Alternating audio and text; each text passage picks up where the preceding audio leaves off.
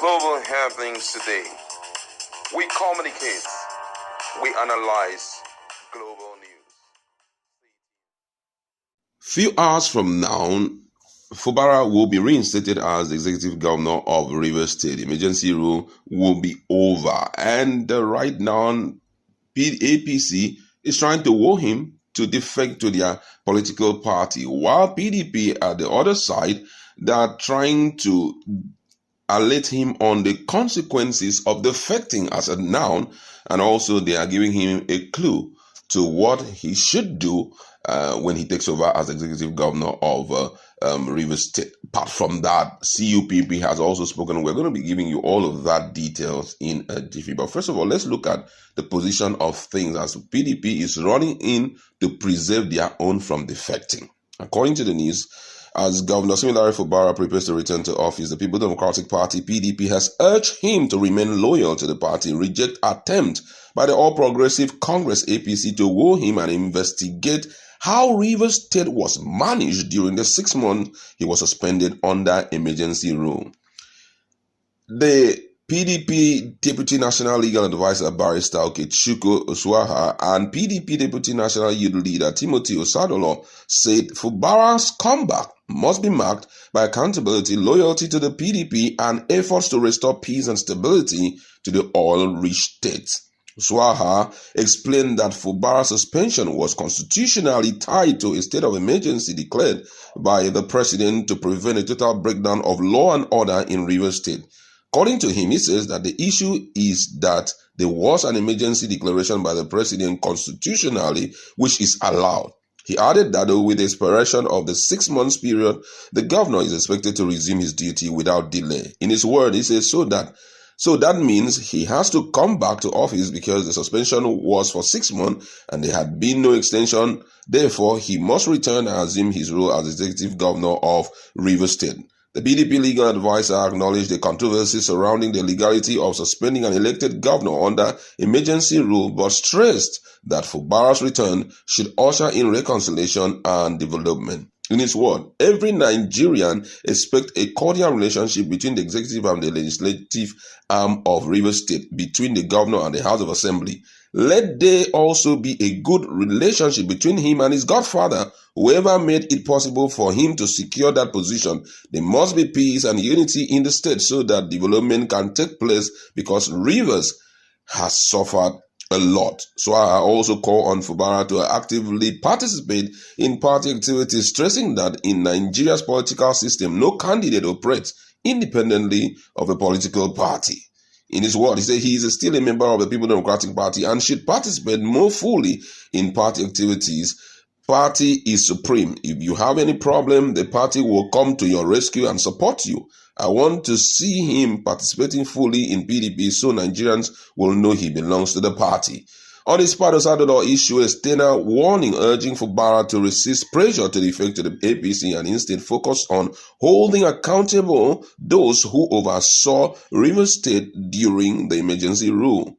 According to him, he says that the Rivers people will have a sigh of relief that the illegality wrought upon them will finally be addressed. The only thing I ask of the governor is that he should not fall for voices calling for political correctness in the name of peace. There is no peace without justice. The onus lies on him to thoroughly interrogate these 6 months that Admiral Ibas spent in office appropriating and misappropriating the resources of the Rivers people for whatever interest he might have allegedly served. He insisted that the interim administrator must face justice if wrongdoing is uncovered, pointing out that Admiral Ibas was never elected by the people and did not have constitutional immunity. In his word, he said, whenever wrongdoing is found, the governor should not hesitate to make him face the full weight of the law. The last time I checked, he was never elected by the Rivers State people, yet he presided over their resources and taxpayers' money, while Governor Fubara, who was duly elected, was suspended. Before that, cautioned Fubara against being lured into the APC with promises that would compromise his political future. In his word, he said, when they are inviting him now, are they inviting him to become the leader of APC in Rivers, or are they promising him their ticket for 2027? These vague offers are meant to lure and bury him politically. He must be smart enough to see through the lines. Any attempts for him to cross over to the APC will mean legitimating the illegal suspension and putting the final nail in his political coffin. Sadolo also urged Fubara to publicly reaffirm his mandate from the Rivers people and remain focused on delivering quality leadership.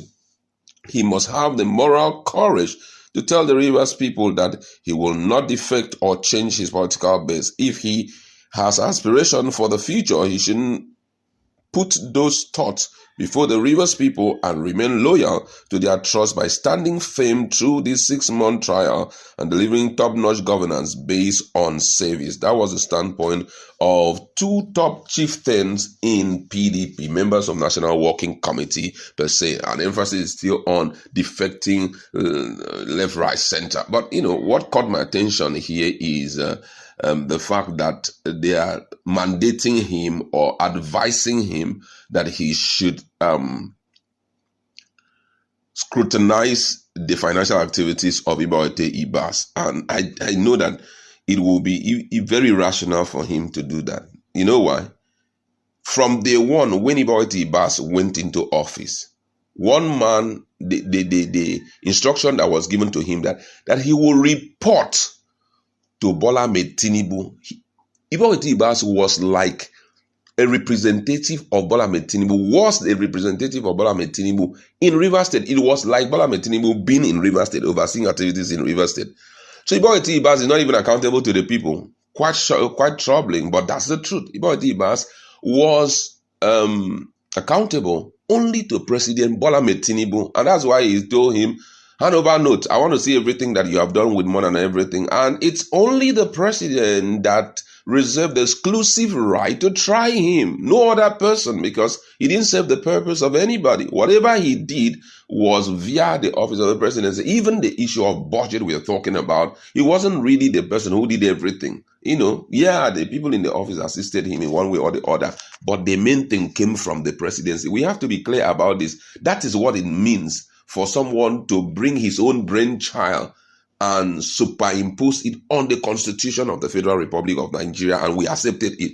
So telling Fubara, you want him to go off on another suspension because they will tell you that he wants to bring political impasse into the state again. And before you know, he will suffer another suspension. So let the sleeping dog lies. On the issue of leaving the party to another political party, talking about APC, I feel that whether we like it or not, APC is on board. Staying in PDP doesn't change anything. Now, for example, when this issue came up, the People Democratic Party pushed for the case to be treated by the Supreme Court. The Supreme Court delayed. There was no reminder that was sent by the governors. Instead, during that period where that a particular someone was sent across to Supreme Court, what happened? More than two governors left the party to APC. It was a pointer to the fact that in the kind of democracy we are handling, when the ruling party takes over, there's nothing anybody can do. And unfortunately, that was what we saw. We saw Supreme Court till today as we are talking. Supreme Court is quiet over the case. It has not been handled and everybody is just watching, which means there are cases that whenever the president wants to do his bidding, Supreme Court must pretend as if they don't know what is going on. And guess what?